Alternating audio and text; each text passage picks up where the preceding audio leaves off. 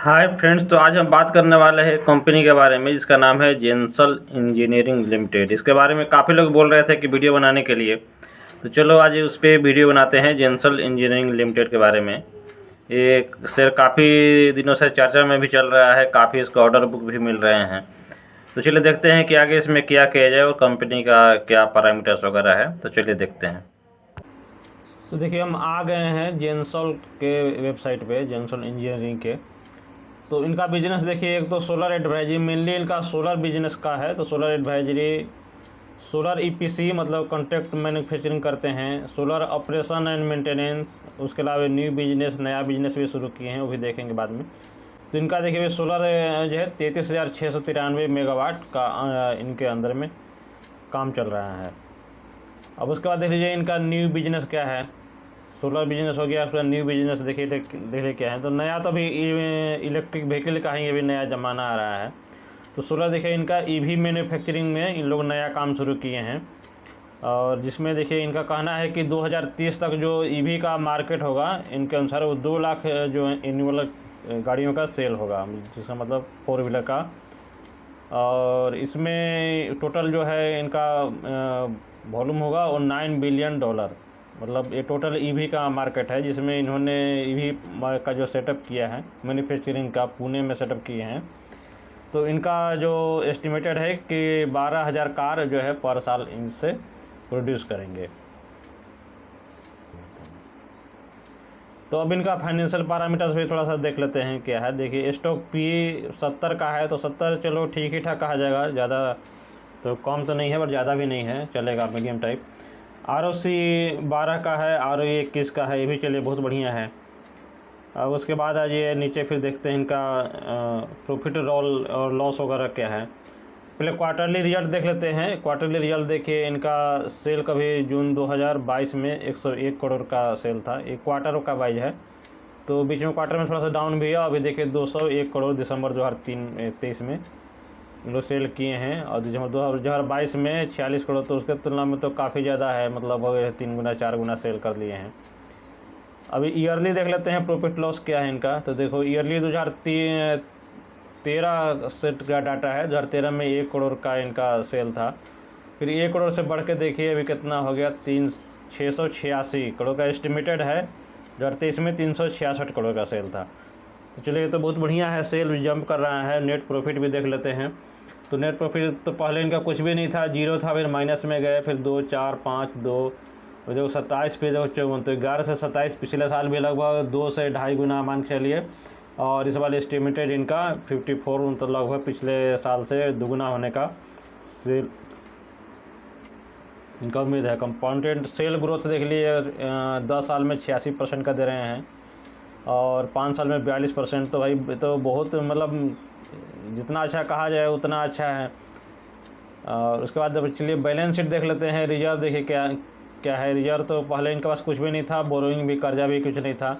फिर रिजर्व धीरे बढ़ते बढ़ते देखिए रिजर्व 2794, अभी 279, मतलब 280 करोड़ हो गया। और बोरोइंग का देख लीजिए, बोरोइंग भी पहले कुछ नहीं था, कर्जा, और कर्जा भी देखिए बढ़ते बढ़ते देखिए पहले 23 करोड़ था, 7 करोड़ था, मतलब अंदर कंट्रोल था कर्जा, और कर्जा धीरे धीरे इनका बहुत ज़्यादा बढ़ गया। अभी देखिए इस क्या है एस्टिमेटेड 279, मतलब 280 मान के चलिए, और 871। तो बिल्कुल तो कर्ज में डूबी हुई कंपनी ये तो लग रही है। अब उसके बाद प्रमोटर का देख लीजिए, प्रमोटर का क्या हिस्सेदारी है इसमें। ये प्रमोटर कभी 70% हुआ करता था हिस्सेदारी, 70। उसके बाद थोड़ा सा बीच में बढ़ाया भी, बट अभी देखिए इन्होंने डाउन किया है। इस क्वार्टर में, दिसंबर क्वार्टर में भी डाउन किए हैं 62%, इससे पहले भी 64% था। तो ये प्रमोटर तो धीरे धीरे अपनी हिस्सेदारी जो है वो कम करते जा रहे हैं। और FII देखिए, FII थोड़ा सा हालांकि बढ़ाए हैं। तो हिस्सेदारी तो जो शेयर होल्डिंग पैटर्न है तो मिला जुला है।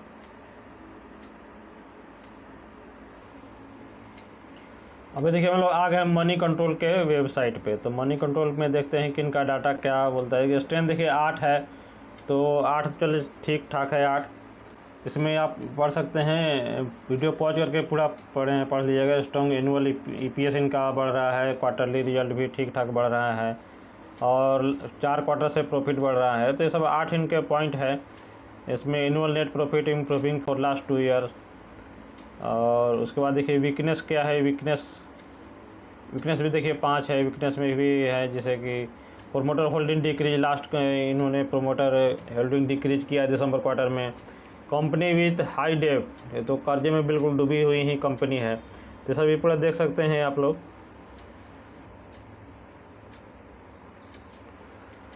और उसके बाद देख लीजिए नीचे पीई तो देख लिए हैं, पीई 70 के आसपास है। 3 ये एनुअल ग्रोथ तो बहुत बढ़िया है। स्कोर देखिए ना, फाइनेंशियल स्कोर 4 बता रहा है। 4 मतलब फाइनेंशियल काफ़ी वीक बता रहे हैं मनी कंट्रोल वाले। और उसके बाद देखिए प्रमोटर का देख लेते हैं प्लेज कितना है। तो ये देखिए रिटर्न है वो 1 वीक में 14%, बाकी डाटा तो कुछ है नहीं, 0% है। जेंसल इंजीनियरिंग रेवेन्यू राइजे 141% टू इतना 96 करोड़ इन फाइनेंशियल ईयर 24। तो 24 का इनका पूरा साल का जंप है। साल में तो चलो रेवेन्यू बढ़ रहा है, अच्छी बात है, तो बढ़ ही रहा है। पर उसके बाद हम लोग देखते हैं कि इसका प्रमोटर का क्या हालचाल है। आप ग्राफ से देख सकते हैं रेवेन्यू तो बिल्कुल मतलब हर साल 2 साल से पिछले आसमान छू रहा है। 60 फिर 153 फिर 365। और नेट प्रॉफिट भी देख लीजिए 3, 11 फिर 26, तो लगभग डबल ट्रिपल हो रहा है हर साल। बट शेयर होल्डिंग पैटर्न का देखते हैं तो यहाँ पे आकर के गाड़ी फंस जाती है। देखिए कितना है प्लेज 42.78%। तो 42.78 तो ये तो बहुत ज़्यादा है। पहले देखिए कितना था इनका, था 30% था। उसके बाद फिर 41 हुआ, फिर 41.75, फिर 42, मतलब लगभग हर क्वार्टर में, हर मतलब साल ये जो क्वार्टर में अपना गिरवी शेयर का बढ़ाते जा रहे हैं। तो भाई ये देखो ऐसा पैरामीटर है, यहाँ पे आकर के कम से कम हमारे पैरामीटर में तो फिट नहीं बैठता है। देखो कंपनी अच्छी हो बात अलग है, बट कर्जा होना और प्रोमोटर का शेयर गिरवी रखना, ये दोनों ऐसा है जैसे कि समझ लो कि कंपनी बारूद के ढेर पे बैठी है। कब अगर थोड़ा सा ही फाइनेंशियल कंडीशन अगर ख़राब हुआ तो फिर अगर कर्ज में डूबी है तो इसका इंटरेस्ट इतना बढ़ने लगेगा कि फिर कंपनी सारा प्रॉफिट जो है इंटरेस्ट बढ़ने में चला जाएगा। और प्लेज वाले शेयर तो भाई देखो इससे भी बड़े बड़े प्लेज वाले शेयर हैं, और चलिए आपको दिखाते हैं।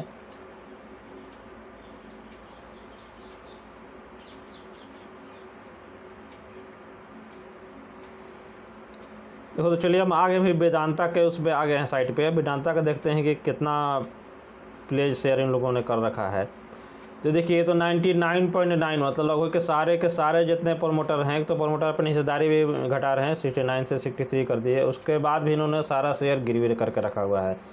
तो भाई ख़रीदने वाले तो इसको भी वेदांता वालों को भी खरीद रहे हैं, तो उनकी बात अलग है। बट अपना जो एक पैरामीटर जो आदमी बनाता है, मेरा पैरामीटर जिस तरह से है कि भाई कम से कम अगर 30% तक अगर शेयर गिरवी हो तो फिर ठीक है चलेगा। बट कोई अगर 40% और अगर 100% गिरवी रख दिया जाए तो वो तो फिर पैरामीटर से बाहर हो जाए। तो चलिए अब इनका रिटर्न का वो भी देख लेते हैं, क्या क्या कंपनी ने इन्होंने रिटर्न दिया है। तो एक दिन में तो चलिए 1% है। एक वीक में देखिए 2-3 इसमें अपर सर्किट भी लगा था तो 12% का है। एक महीना में लगभग फ्लैट ही है। एक साल में देखिए 162%, तो 4 तो चलो ठीक ठाक है। और 5 साल में देखिए कितना है 45, मतलब 5 साल में लगभग 45-46 गुना कंपनी इन्होंने कर दिया पैसा को।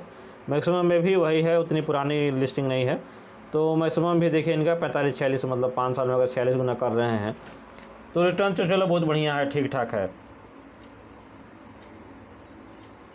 तो चलिए ओवरऑल लोगों को जेंसल इंजीनियरिंग के बारे में बहुत लोग बोल रहे थे कोई वीडियो बनाइए, तो इसमें तो देखो सारा कुछ सही लग रहा है। बट 2 चीज़ें ऐसी है जो कि इसको बिल्कुल निगेटिव बना देती है। एक तो इसका है कि कर्जे में डूबी हुई कंपनी है, और दूसरा है कि इसका प्रोमोटर प्लेज जो है 42-43% है। तो ये तो भाई देखो मतलब ऐसी कंपनियां हज़ारों 2000 पता नहीं कितनी कंपनियां शेयर बाज़ार में लिस्टेड हैं, तो उसमें आपको हर तरह की कंपनी मिल जाएगी। अब ढूंढने से ऐसी भी कंपनी मिल जाएगी जो बिल्कुल डेट फ्री हो और प्रोमोटर प्लेज बिल्कुल जीरो हो, और उसके अलावा वो रिटर्न भी दे रहा हो। तो ऐसे कंपनी से तो भाई मेरा तो कम से कम दूर दूर का कहीं का भी रिश्ता नहीं रहेगा जिसका कि प्रमोटर शेयर प्लेज हो और कंपनी कर्ज में डूबी हुई हो।